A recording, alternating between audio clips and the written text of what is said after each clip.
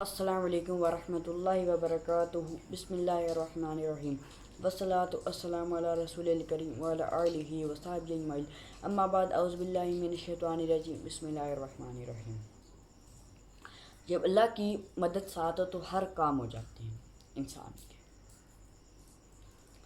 جب ہمارے ساتھ اللہ ہوگا تو ہمارے سب کام ہو جائیں گے، جب اللہ نہیں ہوگا تو کام نہیں ہوں گے۔ حضرت خالد بن ولید رضی اللہ عنہ کا زمانہ تھا، تو پھر ایک شہر فتح ہی نہیں ہو رہا تھا۔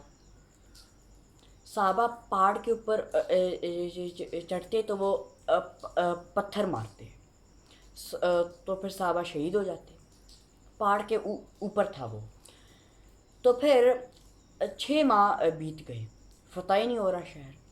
تو پھر حضرت خالد بن ولید رضی اللہ عنہ نے کہا کہ روزے رکھو اور پھر اللہ سے مانگنا۔ تو پھر انہوں نے رکھے روزے، تو جب افطاری کا وقت آیا تو افطاری تھی نہیں۔ تو پھر حضرت خالد بن ولید رضی اللہ عنہ نے کہا کہ شاید میرے خادم کی طبیعت خراب ہوگی تو پانی سے ہی کھول لو، روزہ پانی سے ہی کھول لو۔ تو پانی سے کھول لیا روزہ۔ تو پھر اگلے دن پھر افطاری نہیں تھی، تو پھر کہا کہ میرے غلام کی طبیعت خراب ہوگی تو آج بھی پانی سے ہی کھول لو روزہ۔ تو پھر کھول لیا انہوں نے پانی سے روزہ۔ تو پھر اگلے دن پھر افطاری نہیں، تو پھر بلایا حضرت خالد بن ولید تعالیٰ عنہ نے اپنے خادم کو اور کہا بھائی آپ کی طبیعت تو ٹھیک ہے؟ وہ کہتا ہے ہاں ٹھیک ہے۔ تو پھر افطاری کیوں نہیں آپ رکھ رہے ہیں؟ تو پھر وہ کہتا ہے میں تو ہر روز افطاری رکھتا ہوں۔ تو پھر حضرت خالد بن ولید تعالیٰ عنہ نے کہا تو پھر کہاں جاتی ہے؟ کہا مجھے کیا پتہ۔ تو پھر حضرت خالد بن ولید تعالیٰ عنہ نے کہا کہ میں اور میرا خادم چھپ جائیں گے اور پھر افطاری کے وقت دیکھیں گے کہ یہ افطاری کون لے کے جاتا ہے۔ تو پھر وہ چھپ گئے۔ تو جب افطاری کا وقت آیا تو پھر ایک کتا آیا اور وہ افطاری لے کے جا رہا تھا کتا۔ تو پھر حضرت خالد بن ولید تعالیٰ عنہ نے کتے کے پیچھے چلی گئی۔ تو پھر وہ ایک گٹر میں گیا کتا۔ تو پھر حضرت خالد بن ولید تعالیٰ عنہ بھی گٹر میں گئے۔ تو پھر وہ کتا آخر کار کہاں سے نکلا؟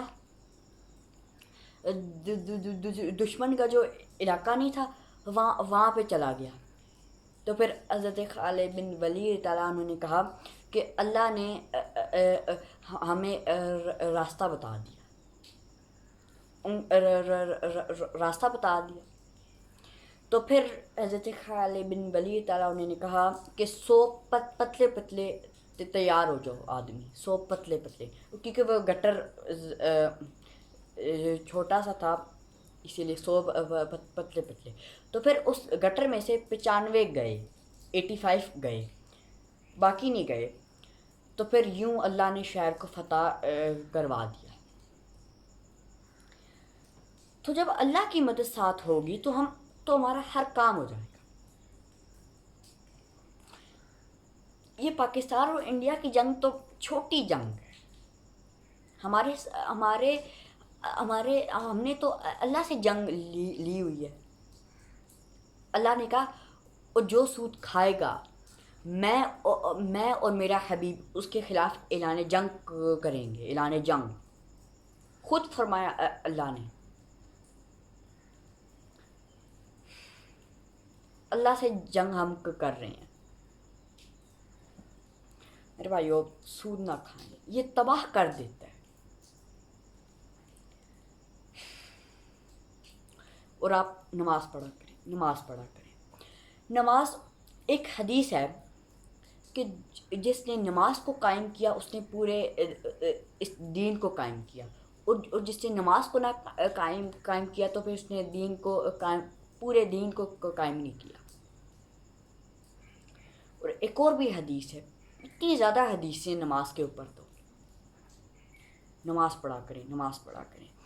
ایک اور حدیث ہے کہ قیامت کے دن سب سے پہلے نماز کا حساب ہوگا، سب سے پہلے نماز تولی جائے گی، اور اگر وہ پوری اور صحیح نکل آئی تو پھر باقی اعمال بھی پورے اور صحیح نکل آئیں گے، اور اگر نماز پوری اور صحیح نہ نکلی تو پھر باقی اعمال بھی پورے اور صحیح نہیں نکلیں گے، خراب ہو جائیں گے اعمال باقی۔ تو نماز نہ چھوڑا کریں، اور صحیح طرح نماز پڑھا کریں، صحیح طرح، جلدی نہ کیا کریں۔ ایک دفعہ حضور صلی اللہ علیہ وسلم نے فرمایا کہ اصل چور وہ ہے اور جو نماز میں بھی چوری کرے۔ تو پھر صحابہ نے عرض کیا یا رسول اللہ، نماز میں چوری کرنے سے کیا مراد ہے؟ تو انہوں نے کہا کہ جس کا رکوع ٹھیک نہ ہو، سجدہ ٹھیک نہ ہو، وہ تو آپ نماز میں جلدی نہ کیا کریں، آرام سے پڑھا کریں، اور نفل بھی پڑھا کریں، اس کا بہت ثواب ملتا ہے۔ اور آپ نماز وضو کرنے سے پہلے مسواک کیا کریں، مسواک کیا کریں۔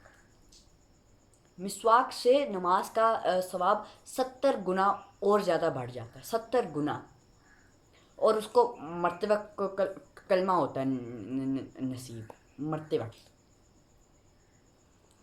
ہمیں کلمہ مل گیا تو ٹھیک ہو گیا،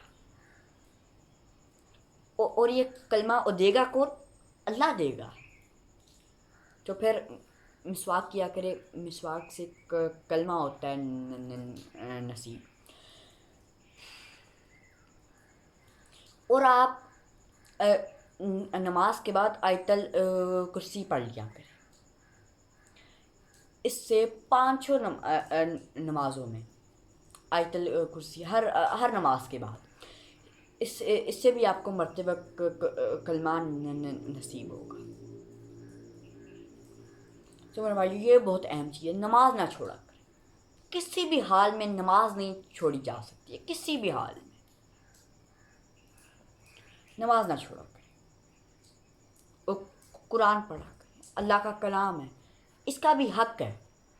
جیسے آپ پڑھائی کی کتابیں نہیں پڑھتی ہیں، اس کو یاد کر لیتی ہیں ایگزام کے لیے، اسی طرح قرآن کو بھی پڑھا کریں، اس کا حق ہے، کیونکہ یہ تو اللہ کا کلام ہے، اس کو تو زیادہ پڑھنا چاہیے۔ قرآن پڑھا کریں، قرآن پڑھنا کریں۔ حضرت علی تعالیٰ عنہ کا فرمان ہے کہ جب اللہ مجھ سے بات کرے، میرا دل چاہتا ہے تو میں نماز پڑھتا ہوں، اور میں جب اللہ سے بات کروں تو میں قرآن پڑھتا ہوں۔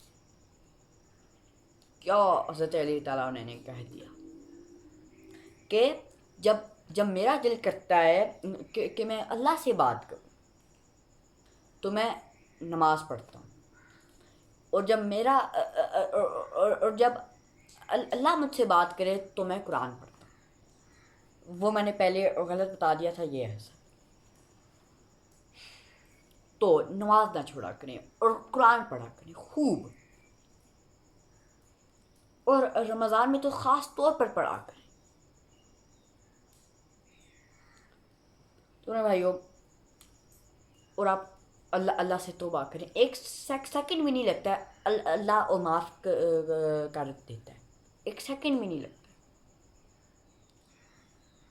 اللہ سے توبہ کریں، توبہ کریں۔ السلام علیکم ورحمۃ اللہ وبرکاتہ۔